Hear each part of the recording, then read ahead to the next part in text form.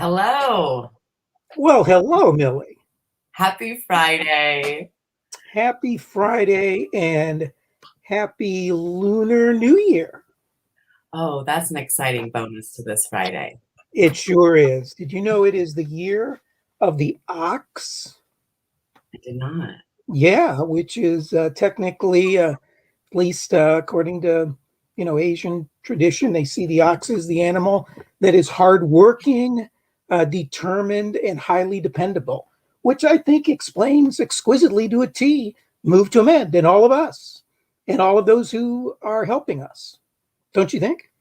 Absolutely. And what a good omen for the year ahead for what is truly needed. Yeah, absolutely. All those qualities. And then some. So let's start off by introducing ourselves. My name is Millie Harmon. I am the outreach coordinator. And I will turn it over to Greg to introduce himself as well as a little background on Move to Amend. And I'm Greg Coleridge, Outreach Director, living in Northern Ohio on the beautiful North Coast, which is somewhat sunny, but snowy, of course, this time of year.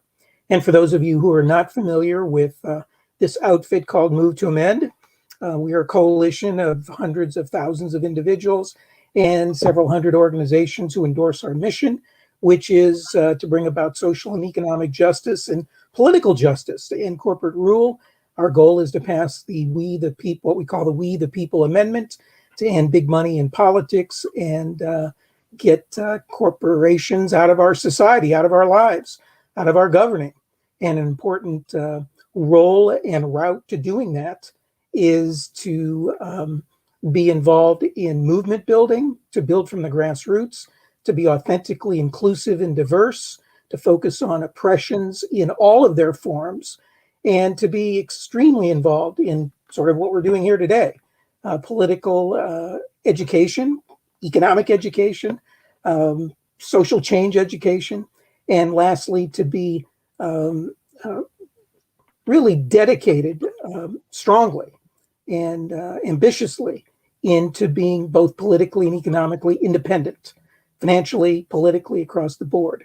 We cannot have strings tied to us, otherwise we'll be dependent on those who are pulling the strings or pushing the ropes or whatever the case may be. So, and because this grassroots power has been built up over the past 10 years, we have people on the ground all across the country. And I now want to invite you to get involved wherever you may be. We just launched our 2021 campaign, which is moving the 117th Congress to amend. And we really need help from everyone on this effort.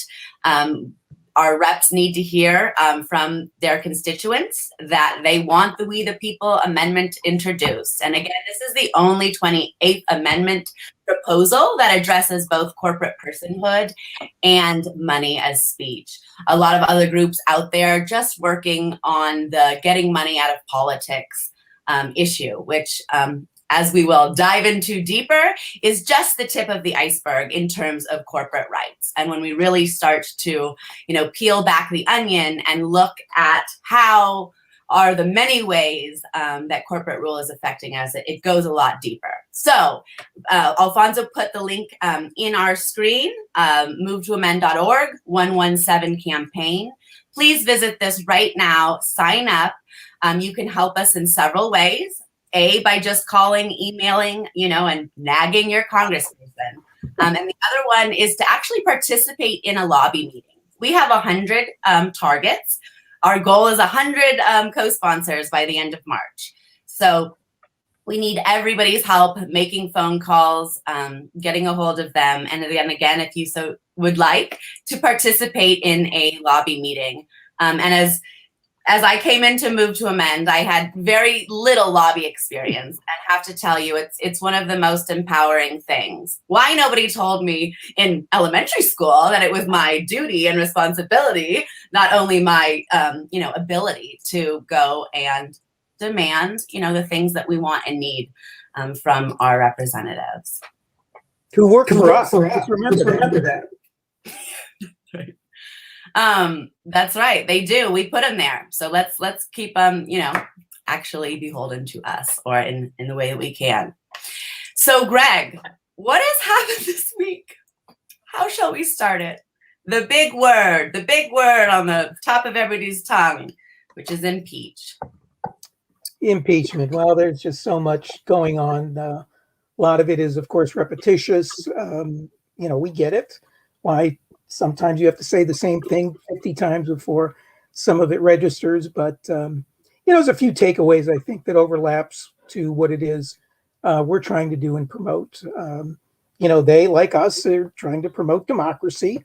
I mean, at least those who are bringing this to the fore and challenging Trump say that it is to preserve quote unquote democracy, however they define it. And we define it a little broader, of course, than many in Congress do. But, right off the top, just as a reminder, the guy who led the prosecution team during the impeachment, Jamie Raskin, has been from, I think, almost day one, a very strong supporter and a co-sponsor, at least for the last couple of sessions, maybe all 5 times we've introduced the We the People Amendment in 5 different congressional sessions. I don't know about that, but at least the last couple he has been.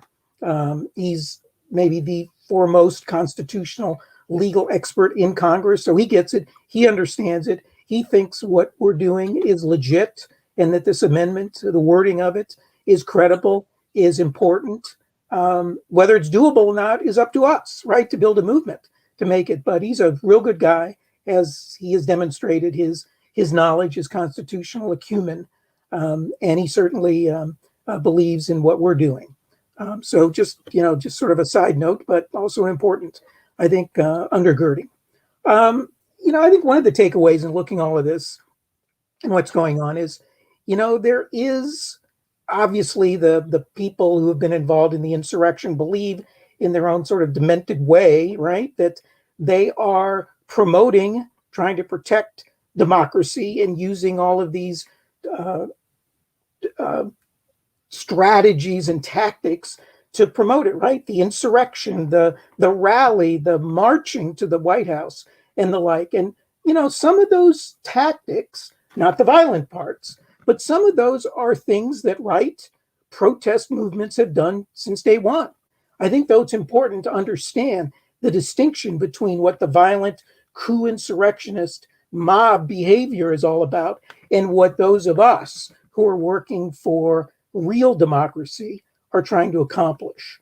And, the tactics, obviously, the distinctions are one, we're focusing on nonviolence in all of its forms. I think a real important understanding is to see that what it is we're trying to promote is to lift up, right? To lift up the equality, the dignity, the voice of every person, not to deny the voices of some, not to try to undercut the legitimacy, the role, the voice, the political power that we all should have, that we still don't have. And some of the techniques and strategies to bring about, progressive nonviolent change have been done by people since day one in this country, from those, who threw the tea over the edge of the boats in Boston Harbor, the Boston Tea Party, to women who committed civil disobedience by voting, to people who risked life and limb, in a sense, by quartering slaves who were not considered people by slaveholders, but property. These were people who committed civil disobedience, who broke the law, who violated the Constitution, that part of it, the Return Servants Clause, Article 4, Section 2, that says people aren't people are property. And so they were involved in quartering people, trying to help human beings become real, authentic human beings by escape to Canada, where they would be free. And so, the different tactics used in persuading, in resisting, in committing boycotts, in doing all sorts of techniques are tactics that people of conscience, people of faith, working people, students have used from time immemorial. But the principles behind it, the goals behind it are fundamentally and profoundly different than what we have witnessed in DC over the last, January 6th and leading up to it. No, certainly so. And I mean, what I would definitely say is, what we saw from January 6th and really from the beginning of the pandemic is the American people are disgruntled. They are fed up. They are desperate. And we have been captivated by a lot of different news sources because, as we know, that depending where you look, you're getting very different information.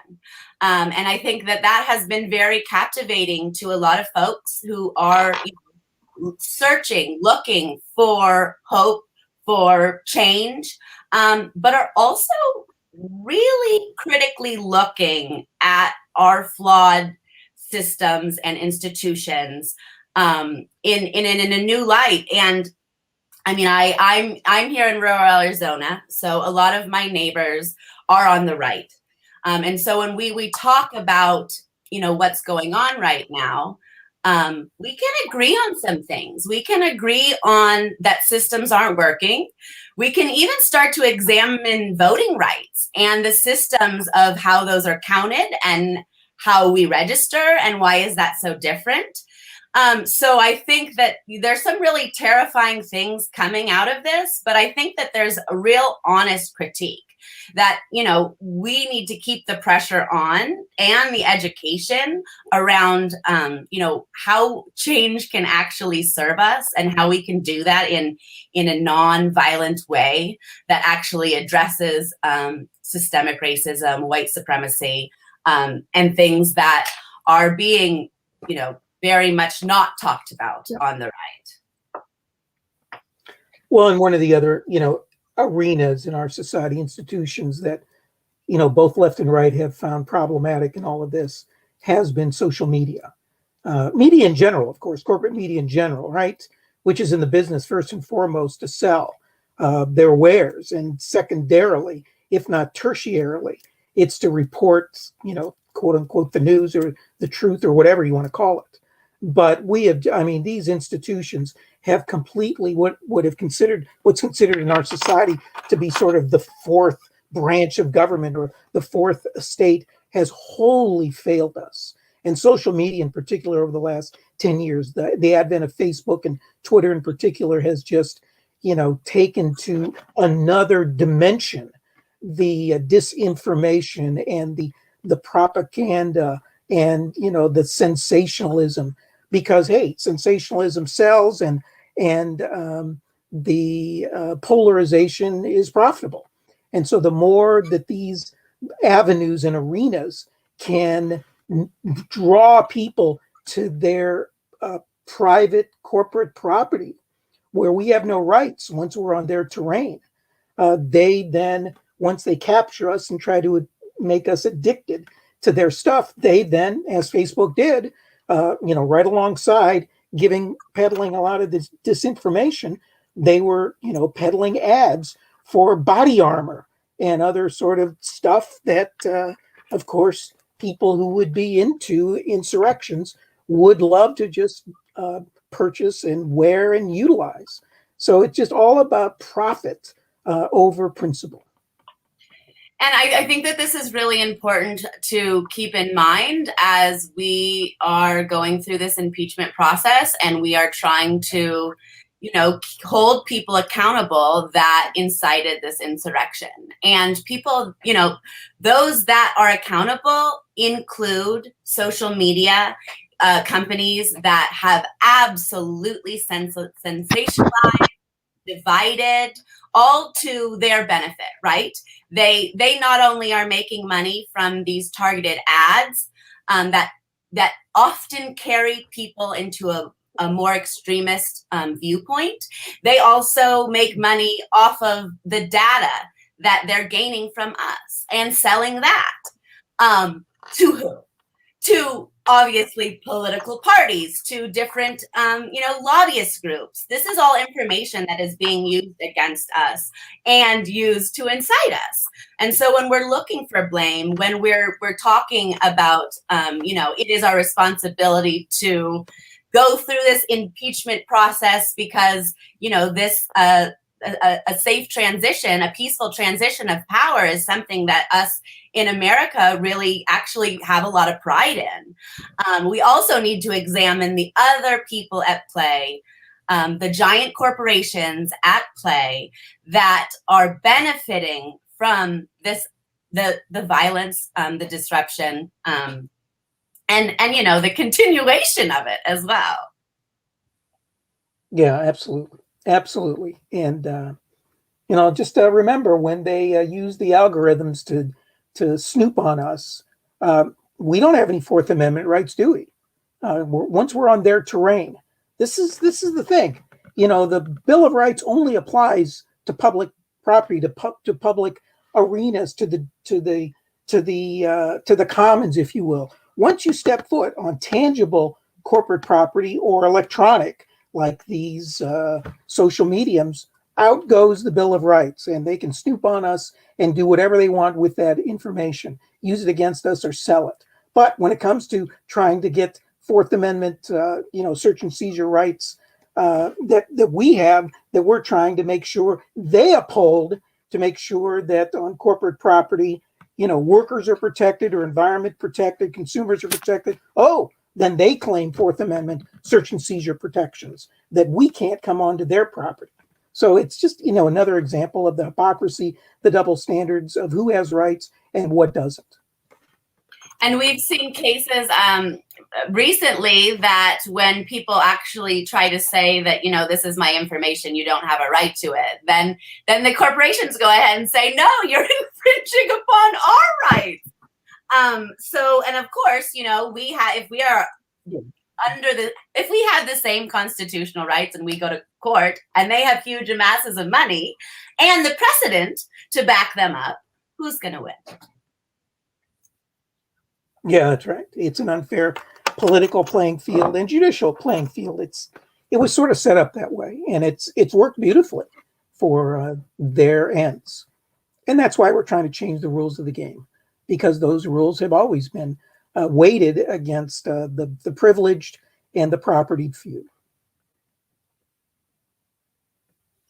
So continuing on the thread of people trying to gain rights under the foot of corporations, we have the case of a union trying to form.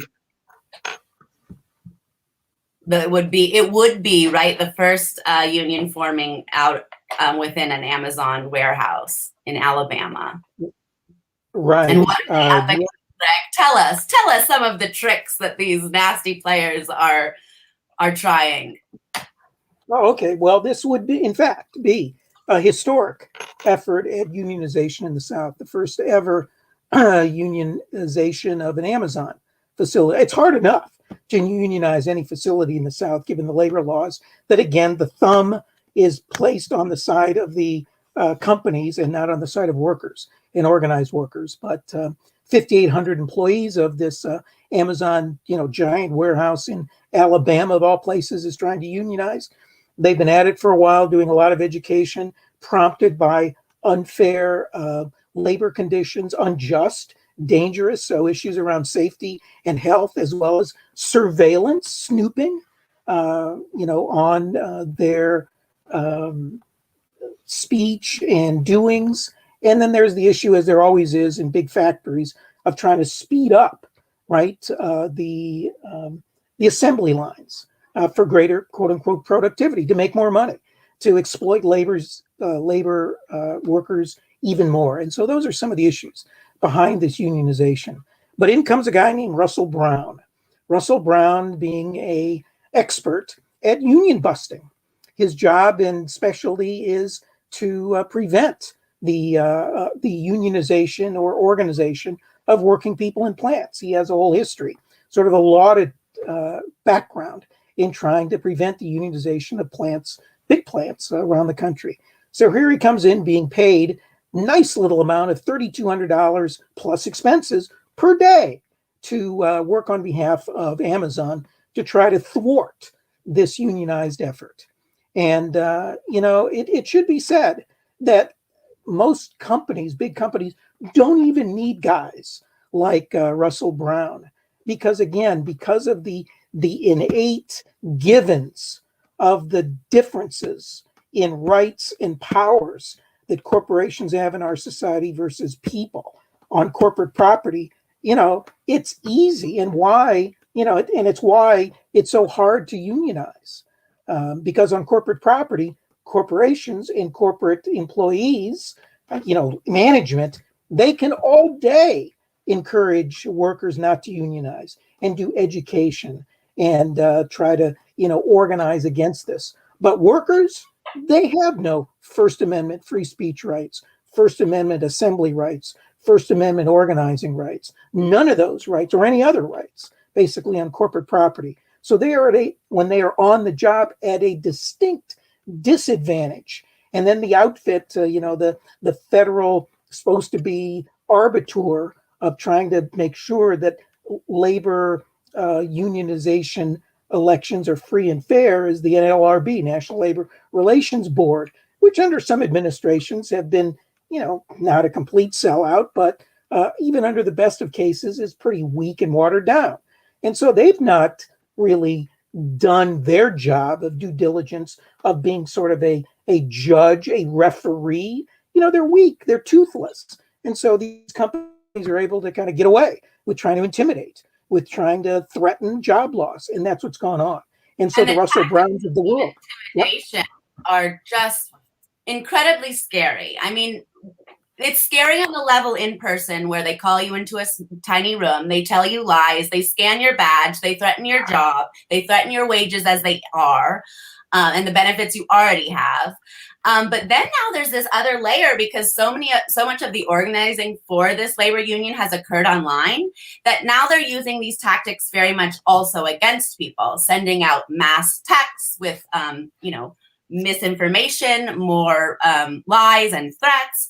They're also, they set up a website with, again, false information about what being a part of a union actually looks like, as well as we were talking about before, sponsored Facebook ads urging people to vote against unionization. And this sinks into people. Especially when it's repeated over and over. It can be quite intimidating, particularly when the labor market is one where there's a lot of potential workers out there, but there's very few jobs. So when supply and demand are such to where it is, where it's weighted for the employers, not the employees, where they've got the leverage, then you've got to think twice about standing up for your rights and those of your brothers and sisters, because you could be out, on the street pretty quickly. And as terms of job losses go during this pandemic, so many people are reliant on fewer members of the family to generate income.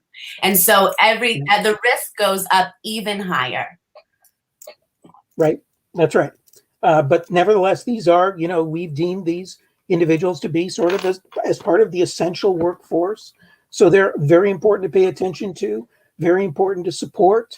We should demand that, those individuals now who are trying to, relabel themselves in the GOP as we're really for workers. Well, let's challenge them and say, okay, if you're really for workers, do you support the workers in trying to unionize and be fair?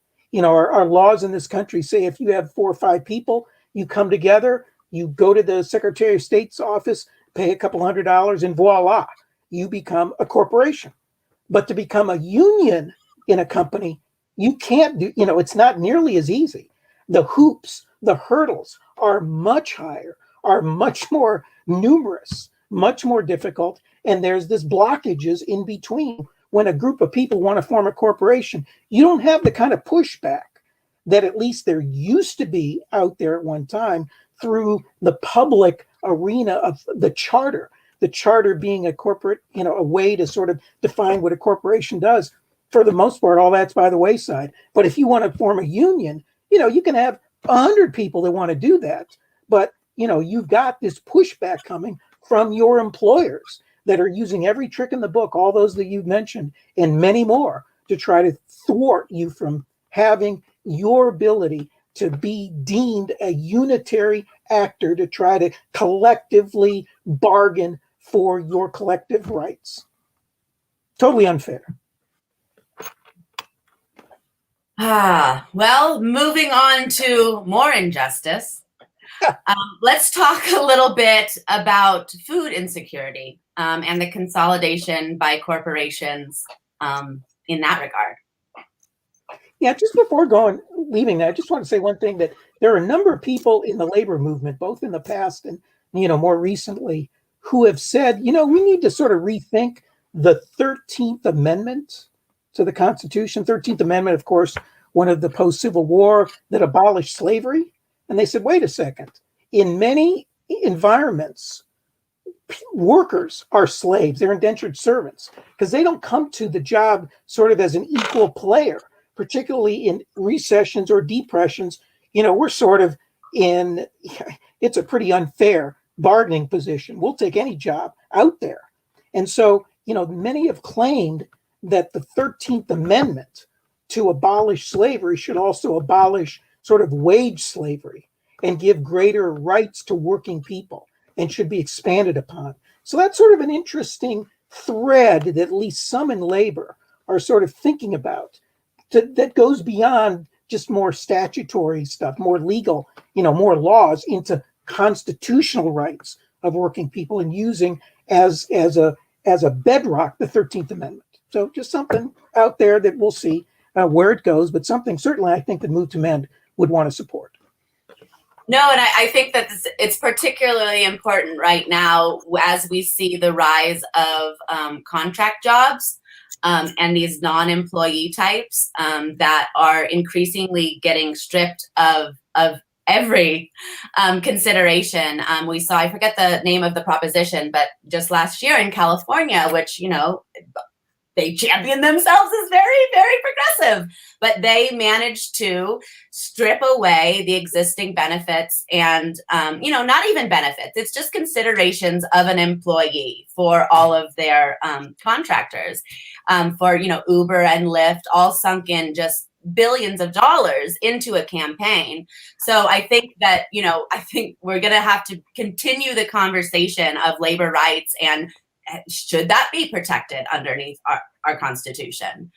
Absolutely. And this Brett, whatever his name is, Russell Brown guy, part of his background too is, the another organization he worked for was helping to, provide consultation and ads in support of the effort to appoint Amy Coney Barrett to the Supreme Court. And why that's important is that, we tend to think the Supreme Court deals with issues of social rights, which it does, obviously very important issues of abortion and rights of differently abled and gay rights and other social issues.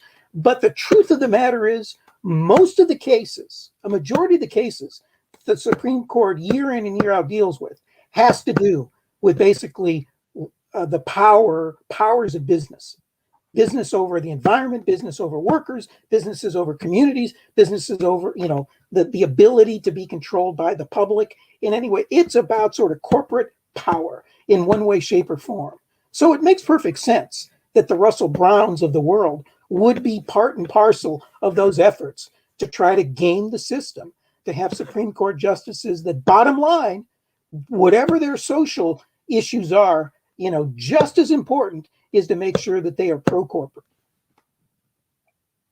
Would this be, we do have a labor caucus that, Greg, you head up. I don't, we've been really focused this year on our campaign, but maybe you would like to make a plug for it for folks if they would like to get involved that way. Yeah, we're sort of on a hiatus between now and April while this campaign of the 117th Congress to amend is going on. But do go to movetomend.org / I think it's labor-caucus. And there you'll see a whole rundown of materials and background info, just really a plethora of information that tries to, talk about how labor issues really is a democracy issue, and how corporate power has impinged upon not just communities, not just environment, not just consumers, but working people who, when you think about it, the organized resistance historically in this country have come from very few sort of organized groups of people, people of faith, people of conscience being one, but also organized working people. So it's very important that whatever amount and degree of organized labor that exists and the new forms that are coming up, and really the new forms of labor organizing are with people who are lower income, are people of color, are working people, are people on the front lines like those in Amazon. So it's not just the old industrials where the white guys are working in the factories. There are people now who are just, basically trying to, more into service, working, really working with people one-on-one, but are underpaid, underappreciated, under-resourced, under-cared for. And it's really important that this new face of labor get our support. And if you are out there listening and you're a part of a union, organized labor, please, we are a coalition. We are an organization of organizations. So we do look for and have gained quite a few endorsements from unions, and welcome that as a way to support this work. Absolutely. Yeah, and there are many both local and state level AFL-CIOs that support what's going on and what we're doing. Well, do you want to get into the next issue of food? Yeah, let's push forward into another issue that has been existed before the pandemic, but has been extremely exacerbated by, which is food insecurity.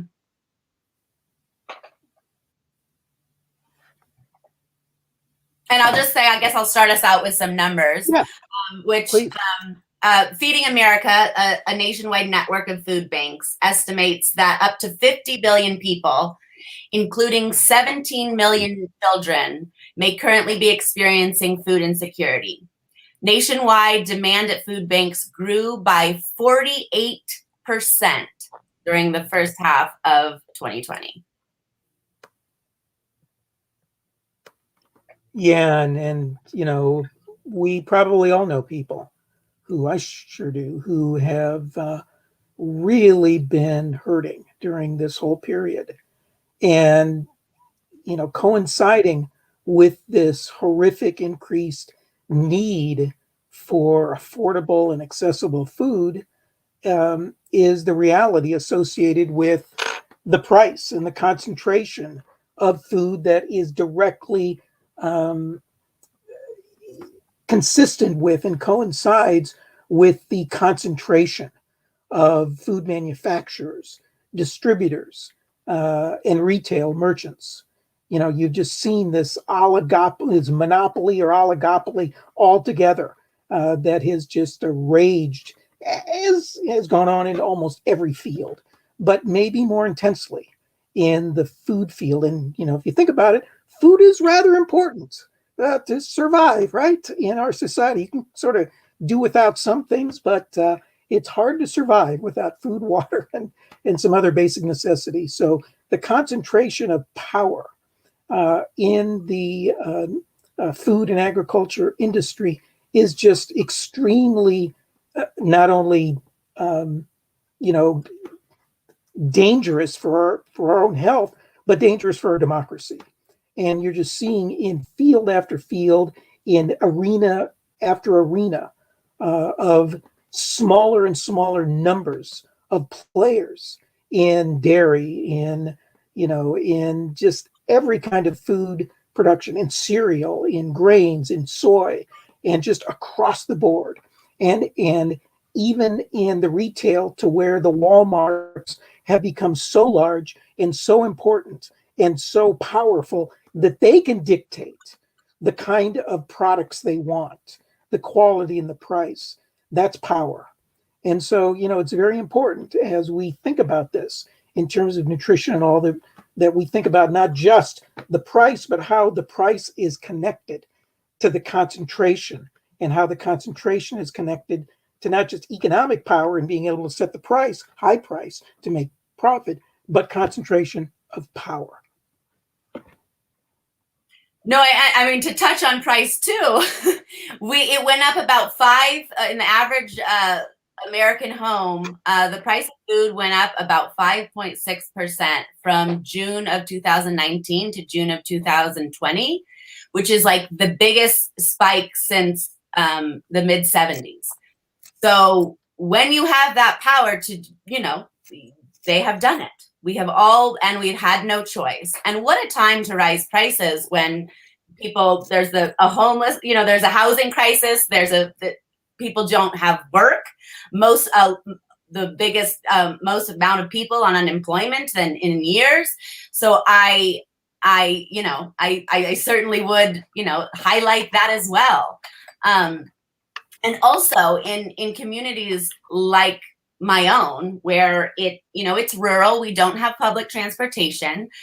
We have big sort of housing developments that have long stretches and then desert.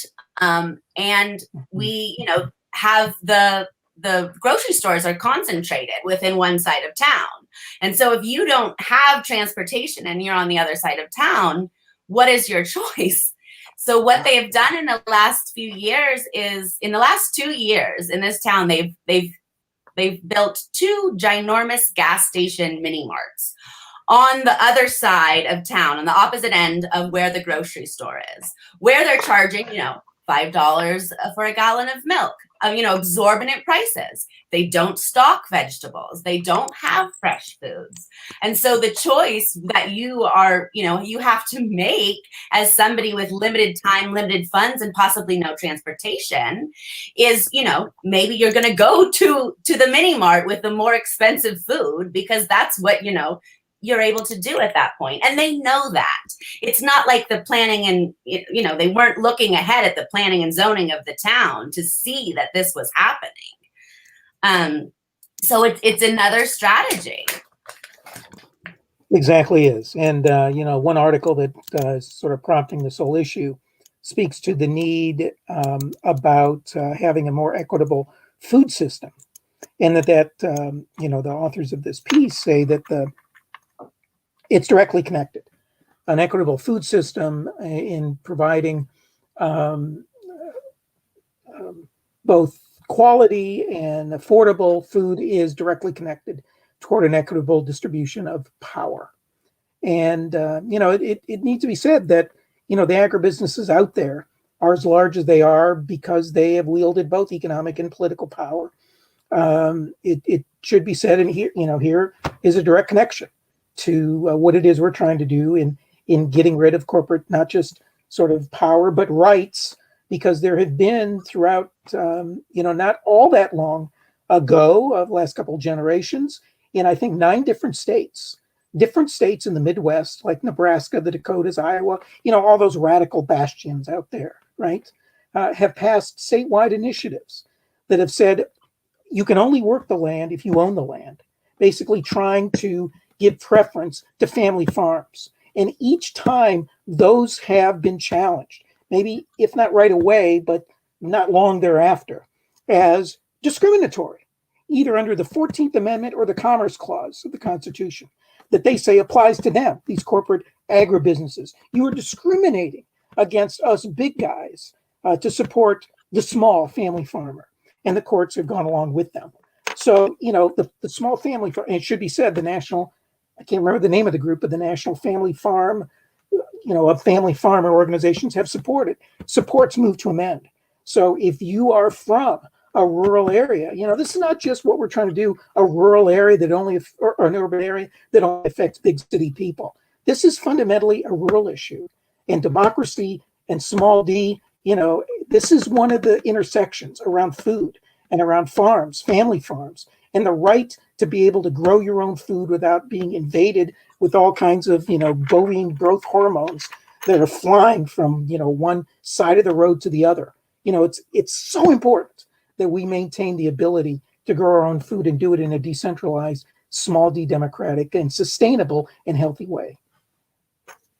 And I mean, to that, the concentrations, the locations of these industrial farms, it really, I mean, that in itself is a really powerful dynamic, because, you know, poor, marginalized communities are more likely to have the, you know, the hog farm polluting their water source right behind them. So, you know, we definitely try to look at the full picture within this work. And again, the imbalances are very, very apparent.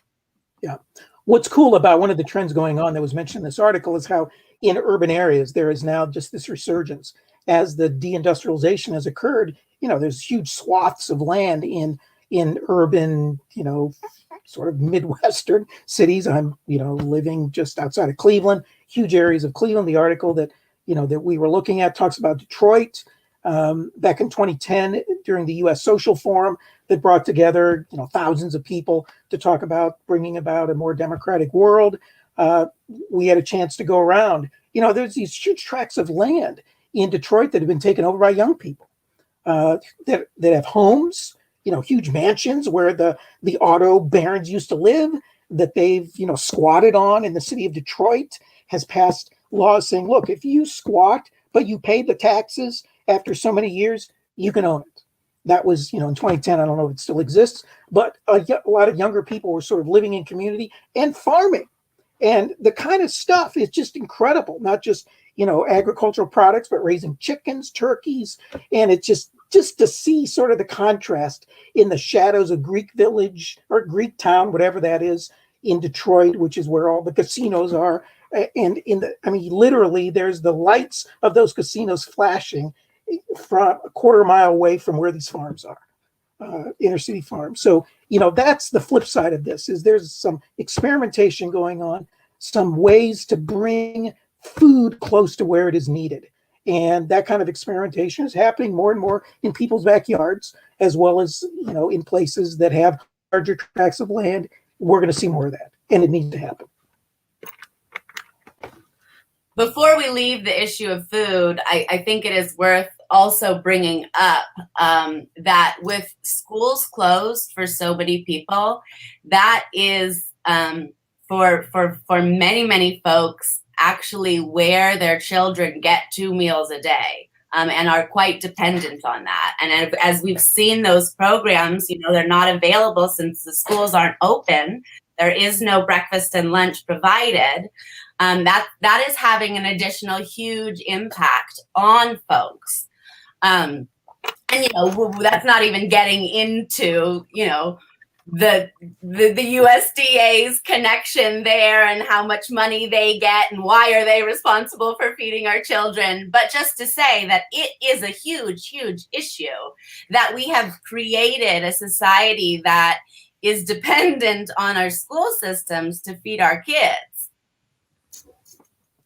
It is. And unfortunately, a lot of that federal aid that comes through USDA, U.S. Department of Agriculture, has again, the finger, the thumb has been on the side of the big ag as opposed to smaller farms, family farmers. You know, you see it out. You know, I was moved to Met out in giving a speaking tour in Iowa, and you know, the Iowa, you know, huge part of that economy is farm related, and you know, they were lamenting at how the hog farms, you know, huge hog farms, they get the disproportionate share and not smaller farms, and you just see that everywhere. So it's just, you know, we got to break up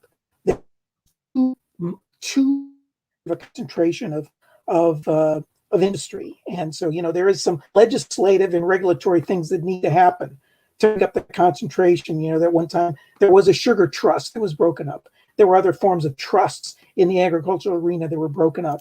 That needs to happen again, but it's no substitute for reducing corporate power through eliminating constitutional rights. No, I mean, and as you're saying, you know, the crush of the small farmer and the incentivization of these huge mega agro corporations with huge subsidies has created this very disgusting system where we see, you know, several large corporations controlling everything. one of which is Monsanto. We all know the yucky Monsanto word. Just in 2016, they just did a merger with Bayer, the biggest pharmaceutical company. Like, they just continued to sort of amoeba everything and glom it. And now we're looking at 93% of U.S. soybeans are from Monsanto. Is that what it is? 80% of U.S. corn is from Monsanto. Wow. So it gives you chills. What control do you have? And then further, if we want to dig of what money or the hands that Monsanto is playing in lobbying, just last year they spent $3.7 million lobbying Washington. And then that's not counting the other registered lobby groups that lobby on behalf of Monsanto, who put in an additional $8 billion lobbying on behalf of their efforts. So how do we break this cycle without abolishing corporate personhood? And so, it's the moment to take a plug for our amendment, because as we've seen, these corporations have amassed so much power and now have constitutional rights. And so, again, our amendment is the only one on the table that fully addresses the issue of corporate personhood and further corporate constitutional rights, and money defined as free speech under the First Amendment. And I see in the chats, Karen Joy Grissom has posted a link about small and family farms, youngfarmers.org. Looks like a cool site, so check that out. But yeah, it's an issue. And so we've seen, right? So First Amendment political free speech rights, right? They were misused and abused. They've used and misused the 14th Amendment to overturn laws that are passed that support family farms, the Commerce Clause, but also First Amendment right not to speak. Monsanto Corporation, Bayer, has used that to try to prevent the public from getting access to internal documents to show how Monsanto knew that the use of glyphosate is cancer causing. And so, they just wield all of these never intended rights, not meant for them, but to benefit them against us. Thank you for that. Questions in the chat. I wasn't paying attention to that, so I did want to scroll through. Looking back here, number of things. Let's see direct questions, but feel free to post some in the chat, and we will take a stab at it. Okay, sort of further talking then on this corporate personhood aspect, there was this strange Nevada bill that has been introduced that would allow tech companies to create their own governments. Greg, would you explain that a little further? How do you explain a company trying to form its own government? Well, I guess it's almost as old as the hills itself in this country. After all, many of the original states in this country weren't states. They were crown corporations that were not democracies in any sense, but given they were under the tutelage of the king. And, those who served at the pleasure of the king this side of the Atlantic had no real powers. They were just figureheads. The real power, the real control was the king. And so the revolution, in a sense, was to constitutionalize these crown corporations. But this is just sort of a spin on that. It's also a takeoff on the old company towns like Pullman, Illinois, that literally was created by the Pullman Corporation. They developed railroad cars, and along the way, they created their own town to keep their workers, to supply their workers in a benevolent way, if you want to look at the very best case, to sort of supply decent housing and some amenities to workers, but also to keep them in check, to keep them in line, to make sure they wouldn't organize and wouldn't, rise up and challenge them. And they eventually did. And that whole thing sort of kind of evaporated and imploded because of a strike. And then, economy went down and it failed. And we've had throughout, our history in rural areas where coal companies and steel companies have developed their own sort of company towns and company stores that supplied everything, in which they controlled and they ruled. They decided. So this is just sort of the latest manifestation, high tech though, of it, in which you have this, this town that is proposed to be created. That would be a total tech town, I guess, run by a company that's into what is it? That's into algorithms and a real high tech outfit. It would be an innovation zone, they call it, that would jumpstart the state's economy by attracting exclusively technology firms.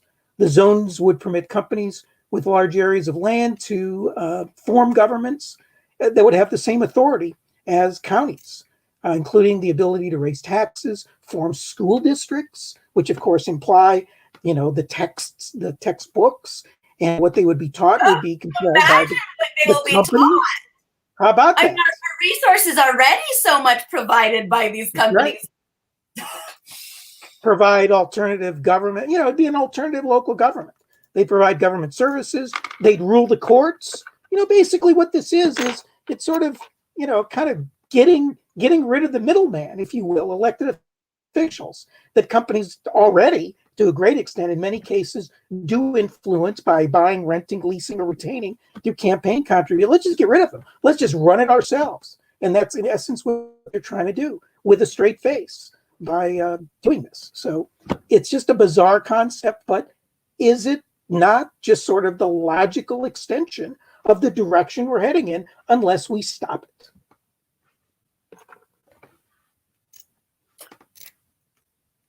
I want to say, what nerve, but then that's just really acknowledging that corporate person, isn't it? Okay, well, it really is. We are coming up on our hour, and I'd like to turn to perhaps some good things, some inspiring things in the news. One of which is that since November, hundreds of thousands of farmers are still occupying outside of New Delhi. These farmers participated right in the largest protest in history, wasn't it, Greg? And they I think so. Yeah, consider to be. They are standing up against some of the things that we just sort of talked about a little bit.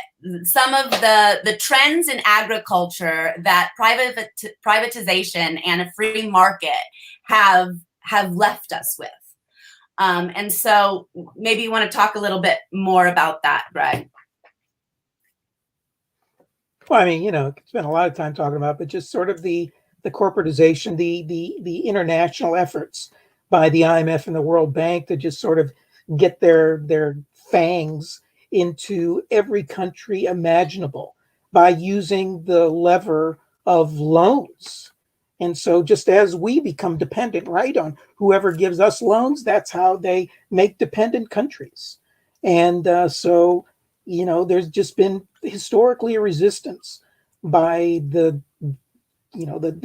sense, the high degree of sovereignty and independence that runs through the culture of the people, to say we don't want to be controlled by any outsiders, either side politically, super bloc, or by these economic forces. We want to be sovereign. We want to be independent. We want to build our own economy and our own, agricultural system. And so, a lot of this resistance coming from farmers is resistance to this concentration coming from not just New Delhi inside the country, but the pressures that New Delhi is feeling and that they're being surrogates for from the international financial institutions abroad. Well, we certainly want to lift up. It's not getting enough coverage, of course, as it should, but that sustained effort is incredible. Yeah, really is.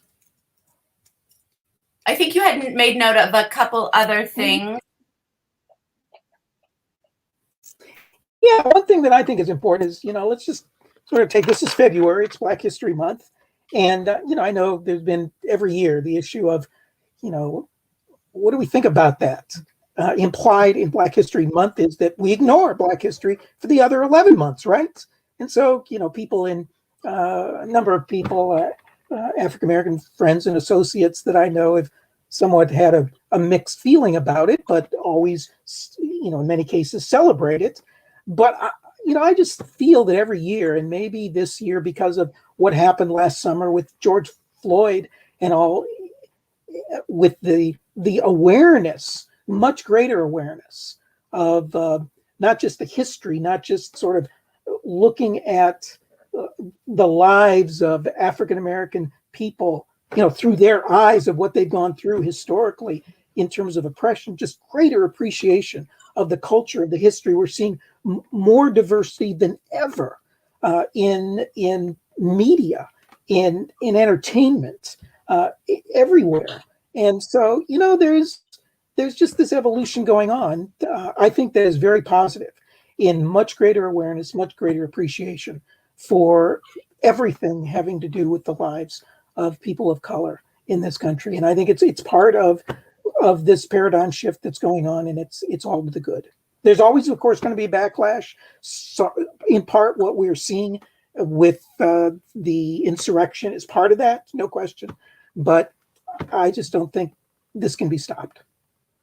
And I think we've certainly seen a more broad of media coverage on issues of oppression and racism, but I don't want to say that anything has significantly changed for anyone. That would be unfair, right? Because police are still brutalizing and murdering people in the streets. That the incident with a 9-year-old girl who, when they said you're being like a child, as they pepper sprayed her and handcuffed her, and she said, because I am a child. And this continues, and no charges. So I don't want to pat ourselves on the back. I think that we have a lot of work to do, and I think that we need to escape the confines of February. And I'm very proud of Move to Amend, because I feel like we do a very good job of that. We have a program, if you drop the link in the chat, Alfonso, of our movement education program. And this is something that all of our affiliate groups went through to become sort of representative of Move to Amend. It focuses on movement history, anti-oppression and anti-racist work, examining internal, external, interpersonal relations. And it can be completed as an individual or with a group. But it is an amazing guide that I think, and as we're learning, I think as white allies, that we have a ton of work to do internally. And that is something that, I encourage us to hold each other accountable on. Because if we want to help in this effort, we need to ourselves truly understand the systemic nature of, indigenous, marginalized Black communities that are really, really suffering now, as they have been, historically. Absolutely true. Absolutely true. I'd like to think, though, that there is, this increased awareness, particularly among younger people, but even among some of the older codgers like myself, that, we've got to face a reckoning with what has gone on in our country and the history, and to see this whole 1776 project, go down to a blazing fire, which, they tried to recast history through, double down on history through the eyes of, sort of the white oppressors. And that was very good to see plummet the way it did. Yes, and I don't mean to belittle progress being made. I mean, we saw more people in the streets for the movement of Black lives than ever before in American history. So I do want to lift up, but keeping going, keeping going. Yep, keep in context. Yep. And then Oh, one more thing. Oh, there was another thing that you had here on the list of hip hip hoorays. Yeah, I can't find it now. Well, just that it's being, I think, announced today. It's supposed to go into effect that the Biden administration is planning to announce a program that would call for the rescinding of Medicaid work requirements among the states that were in the process. I think only one had actually begun implementing that, which is just, horrific to demand among low-income people that in many cases, have some health issues, just have all kinds of struggles they're dealing with. On top of that, to be charged with these conditions that were just wholly unfair, wholly unjust, and to see that, something that was targeted and increased under the Trump administration to be reversed now, it is a win. And something that it doesn't go nearly far enough. I mean, it's just a small step, but you got to stop digging a hole before you can get yourself out of it. And so this represents the stopping of the digging and the deepening of the hole. So it's a step in the right direction. Certainly. One more thing that this happened a few months ago, but I don't think we have mentioned on here, is that California will no longer be sending its youth to state jails. Convicted youths will be under county authority, with the hope that mental health organizations will have more oversight, which is, a huge win for a lot of underage folks out there. So making note of that. Moving in the right direction. We've mentioned, in other places when we're moving the money outside of prisons and police and into community services, we actually do see beautiful things happen. So that is a yay. Okay, well, let's give you some tasks. How do you want to fit yourself into this movement? Because I know that you want to, especially after this riveting trip down the last week with Greg and I. So the first thing, the easiest way, is to right now immediately sign our petition if you have not already. And if you have already, share that petition with all of your friends. We have a really big push on us this year to gain more petition signatures. We're almost at 500,000. And let's get there, folks. So please help. We use this petition as a tool to lobby our representatives. It's an easy way to say the demand in your community is real. So again, that's movetoamend.org/motion. That's the first step. Share on social media, share on Facebook, Twitter, email. Tattoo it on your face. No, but if you, however you can. We also do on our website have a text, a text to amend petition, which is a nice way to share it as well. Maybe Alfonso, you could drop that. Oh, nice job. Fabulous. And then again, I want to highlight our movement education program. We have a deep dedication to, movement, to really diving into what has worked well in the past, what didn't work well in the past, and really to move forward with that in mind. Also, as we mentioned before, critical to examine systemic oppressions as we move along with our work. Connecting with communities who are hardest hit by corporate struggle is a must if we are going to make this amendment pass. And then, again, our campaign to pressure your representative to come on board. movetoamend.org/117 campaign. We could use your help. Even if your representative is not a target, we could certainly use your help in neighboring districts and getting more people on board to give a hand. And the last big way that you can help us out today, we are grassroots in every sense of the word, as well as our funding. As Greg mentioned earlier, our political independence is a really important for us to continue this work. We don't get big funding from wealthy foundations or corporations. We're not beholden to their interests, but that also means that it takes a lot of us to get that work done. The majority of our funding comes in small donations of around $40. And if you're considering making a donation, please consider becoming a monthly sustainer.